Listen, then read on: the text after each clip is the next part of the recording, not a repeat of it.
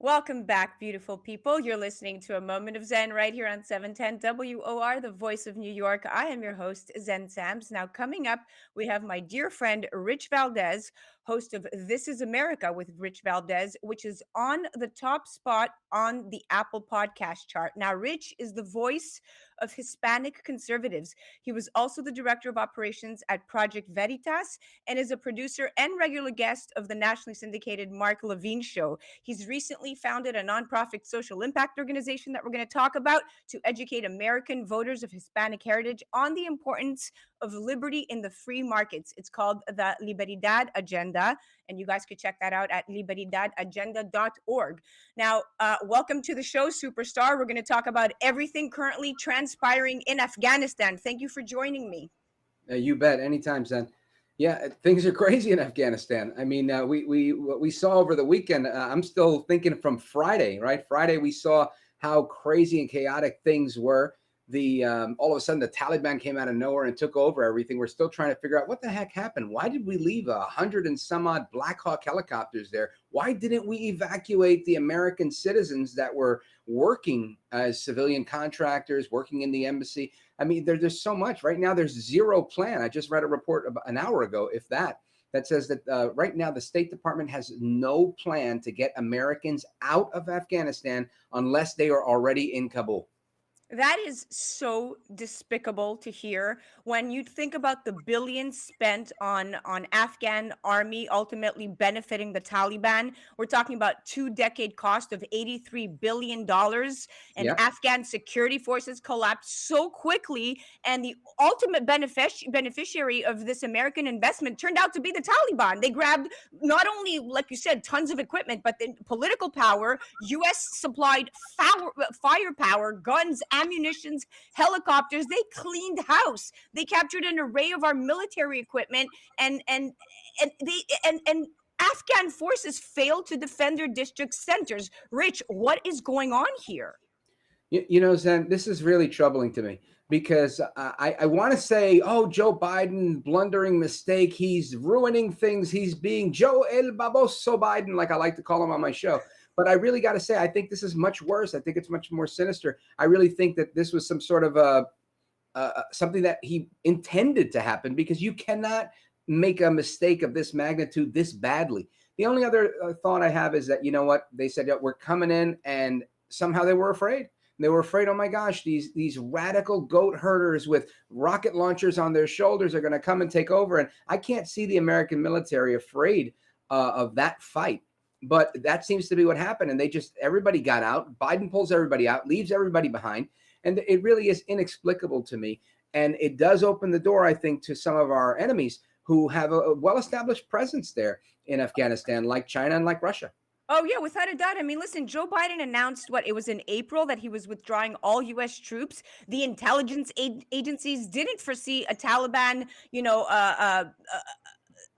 a showdown of this magnitude, so to speak. But in my opinion, the rapid drawdown of U.S. forces sent a signal to the Afghan national forces that they were basically being abandoned. And the problem of the U.S. withdrawal is that it didn't just send that to the Afghan forces, but it sent a nationwide signal that it's up. A nationwide signal everyone read the same way, and the Afghan government troops were slowly but steadily losing the war. And this was happening right under our nose. And of course, Biden is to blame. Yeah, well, again, I mean, Biden says, whose fault is it? It's Donald Trump's fault. I think, listen, that seems to be the trend, right? Let's blame Trump for absolutely everything. But unfortunately here, this is something that, I mean, Biden is the president. He says, interestingly, the buck stops with me. I'm the president of the United States. However, does it really? Because as soon as they get to him, he says, well, you look at the Trump administration, then his press secretary, who I like to call Jen Psaki, Silent P, of course, she goes ahead and says, oh, well, you know what? It's also the Trump administration. We can't forget it was Vice President Biden and President Barack Obama that allowed this. I don't know his name. I forget the pronunciation. But the current mastermind of this Taliban takeover of Kabul was allowed out on that prisoner exchange in exchange for Bo Bergdahl. So I think this is their problem. They made this problem. If you want to get conspiratorial, which I tend to stay away from, but if you want to get conspiratorial, one thing we could say is, did Obama set this up years ago, giving them all this lead time. And now does Biden come and say, hey, it's Merry Christmas to the Taliban. We're going to give you a bunch of planes. We're going to give you a bunch of guns. You do whatever you want. Oh, this is such a humiliation. And of the approximately 145 billion the US government spent trying to rebuild Afghanistan, about 83 billion went to developing and sustaining its army and police forces. And then the 145 billion is in addition to the 837 billion, to your point, that the United States spent fighting the war, which began with an invasion back in October of 2001, to remind everybody. So this precedes Trump going back to the Democrats, right? And again, like right now, we're at a really bad place. There's too much money being that got wasted, and now no one can account for it. Yeah, and you know, when you talk about October 2001, George W. Bush, who again was, you know, I think appropriate and correct in going into Afghanistan, because they were hiding the bad guys that had just murdered many thousands of Americans. And it was like, hey, how do we get these guys? Let's go get them. What we learned the hard way was it's very difficult to find the bad guys that are hiding in the mountains of Afghanistan. And we had to change the way we trained our troops. We had to change a lot of things in order to kind of succeed in this new modern warfare. And I think after all these decades, you know, at least since 2014, there hasn't been combat operations in Afghanistan. They've been doing their own thing with their military that you talked about. And whether they've been disheartened or not, that's a separate story. But I think the United States achieved the goal that they had. And yeah, you could start pulling people out. Trump talked about pulling people out. But pulling people out at this rate, where you're leaving behind your equipment and you're leaving behind civilians that are American citizens, it's just reckless and irresponsible. Yeah, without a doubt. And you know, back to your 2001 takeover there in October that we mentioned, Reagan. I mean, he laid the groundwork for something really great to happen. And then, of course, a decade later, you have the capture of Osama bin Laden under Obama Biden administration. That in and of itself, you know, after the Kerry Lugar bill was introduced, and we had given Pakistan 1.5 billion under that Kerry Lugar bill, suddenly, you know, bin Laden is captured. He wasn't captured; he was handed over. But that's a whole different conversation.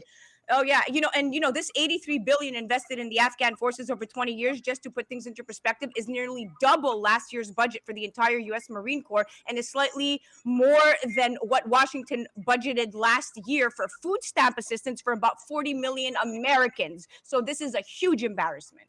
Yeah, and it's great that you put that perspective on the money, because when you look at that, you say, wow, what is happening? And something I learned a long time ago, at least this was my observation from being involved. I was a volunteer chairman of the advocacy committee for the United Nations Association during the same time that Nikki Haley was at the UN as UN ambassador.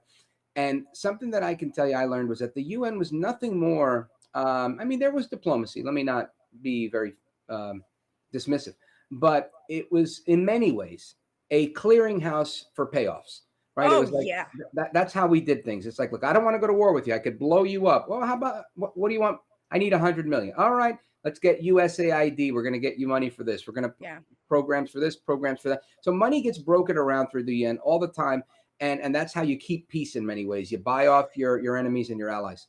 Oh yeah, and you know what? If you try to do an audit of where this money went to these NGOs, it's probably a deep dark hole, and you'll never be able to track it. But now let's move on, because we have 2 minutes in the segment, about your thoughts on how the Taliban is vowing to respect women despite history of oppression. I don't buy this. What is your take on this? 2 minutes.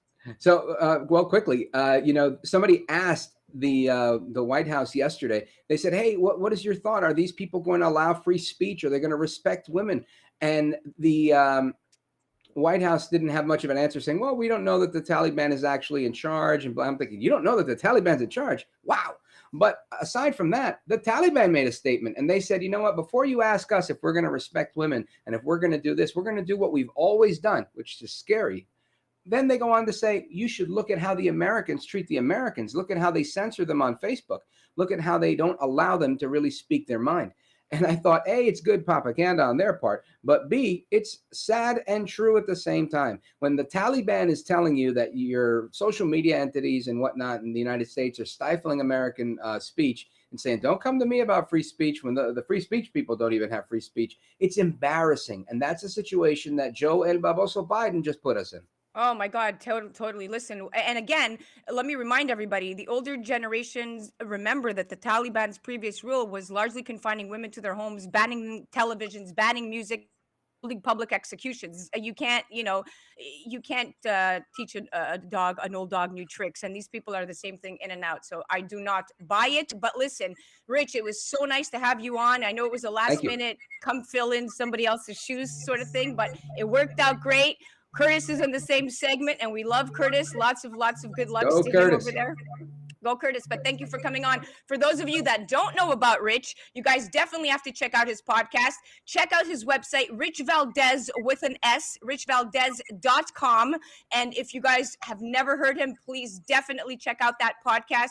It's definitely one of my favorite, and he is the voice of Latinos in the Hispanic community. Thank you so much for listening to A Moment of Zen. I am your host, Zen Sams, right here on 710 WR, the voice of New York. We'll be right back after this.